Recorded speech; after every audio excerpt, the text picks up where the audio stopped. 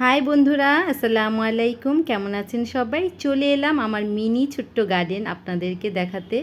দেখুন কি চমৎকার কলমি শাকগুলা তরতাজা বড় হয়ে উঠেছে। আজকে কলমি শাকগুলা সব কেটে নিব, কারণ অনেক বড় হয়ে গেছে, পাতাগুলো একটু ছিটছিট পড়ে গেছে, আরও আগে খাওয়া উচিত ছিল। তো এখন আমি পাতাগুলা কেটে নিব। আমার ছোট্টটুকুও আমার সাথে পাতা কাটতে এসেছে কলমি শাকের। তো বারান্দায় আসলে অনেক খুশি হয়, ওর কাছে ভালো লাগে, ও সারাক্ষণ বারান্দায় থাকতে চায়, কিন্তু আমি রাখি না কিসের জন্য, ও আমার গাছ নষ্ট করে ফেলে, কামড়ায় কামড়ায় গাছগুলো ছিঁড়ে ফেলে। তো এই যে আমি কলমি শাকগুলো এখন কেটে নিচ্ছি। সবগুলো কলমি শাক কেটে ভাজি করে তারপর রান্না করে খাবো আজকে। কি দারুণ লাগছে না? কলমি শাকগুলো কাটতে কিন্তু আমার কাছে অনেক ভালো লাগছে। আমি যে গাছ লাগানোর জন্য পাগল, দুইটা বারান্দা, আমার দুই বারান্দায় গাছ লাগায় ভরে ফেলছি। এই যে দেখেন, এই বারান্দায় দুই সাইডে গাছ লাগাইছি, তো আমি মাঝখান দিয়ে যেতেই পারি না, চিপাচিপি হয়ে গেছে, এত চিপা বানায় ফেলছি গাছ লাগায়া বারান্দাটা দুই সাইড থেকে। তো কী আর করব, যারা গাছ লাগানোর পাগল তারা না অল্প জায়গার ভিতরেও অনেক গাছ লাগাতে পারে। তো এই যে দেখেন, এক আটি কলমি শাক কেটে ফেলছি, আজকের খাওয়া হয়ে যাবে আমার। কলমি শাকের ভিতরেই দুইটা করলা গাছ ফুটে উঠেছে, তো সেজন্য আমি কলমি শাকের ডগাগুলো তুলে নিচ্ছি, কারণ সুন্দরভাবে করলা গাছ দুইটা তাহলে বড় হবে না। তো আমি ডগাগুলো কিন্তু ফেলে দিব না গাইস, আমি এই ডগাগুলো আবারও লাগাবো। আর আমার কিছু মাটির প্রয়োজন, আমি আরেকটা বুলের ভিতরে গাছের চারা লাগাইছি, ওখানে কিছু মাটির প্রয়োজন। তো মাটি কোথায় পাবো, সেজন্য এখান থেকে কিছু মাটি আমি নিয়ে ওখানে দেব।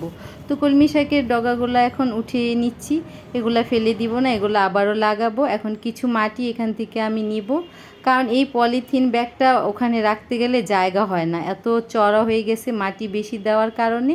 সেজন্য এখান থেকে কিছু মাটি আমি কমিয়ে নিচ্ছি, তারপর আমি আবার রেখে দিব এই পলিথিন ব্যাগটা।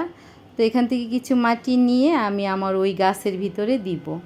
তো এই যে দেখতে পাচ্ছেন, এই ভুলের ভিতরে আমি কিছু চারা লাগাইছি, এখানে আছে চাল কুমড়া আর ধুন্দুল গাছের বিচি লাগাইছিলাম, সুন্দরভাবে ফুটে উঠেছে। তো কিছু মাটি কমিয়ে দেওয়ার পর পলিথিন ব্যাগটার থেকে দেখেন এখন একটু চিপা হয়েছে, আগে খুব চড়া ছিল। তো এখন এই পলিথিন ব্যাগটা আমি আবার ওখানেই রেখে দিব। আগে আমি কলমি শাকের ডোগাগুলা এভাবে লাগিয়ে নিই। তো এই কলমি শাকের ডোগাগুলো এভাবে লাগিয়ে দিলে আবারও কিন্তু কলমি শাক খেতে পারবো। তো আমি এক সাইড দিয়ে লাগিয়ে দিচ্ছি, কারণ মাঝখানে করলা গাছে দুইটা চারা ফুটে উঠেছে, সেজন্য কলমি শাকের ডগাগুলো আমি এবার বেশ সাইড দিয়ে লাগিয়ে দিচ্ছি। তো আমার গাছ বুনতে যে ভালো লাগে গাছ, আপনাদেরও কি এমন ভালো লাগে? কার কার আমার মতো গাছ লাগাতে ভালো লাগে অবশ্যই কমেন্টে বলে যাবেন। আমি কিন্তু গাছ লাগাতে ভীষণ ভীষণ পছন্দ করি, ছোটোবেলা থেকে আমার গাছ লাগানোর অনেক শখ। তো এই যে দেখেন, এখন এই পলিথিন ব্যাগটা এখানে রাখা যাচ্ছে, তখন কিন্তু রাখা যাচ্ছিল না, অনেক চড়া ছিল। তো এখন সুন্দর মতোই আমি রেখে দিলাম।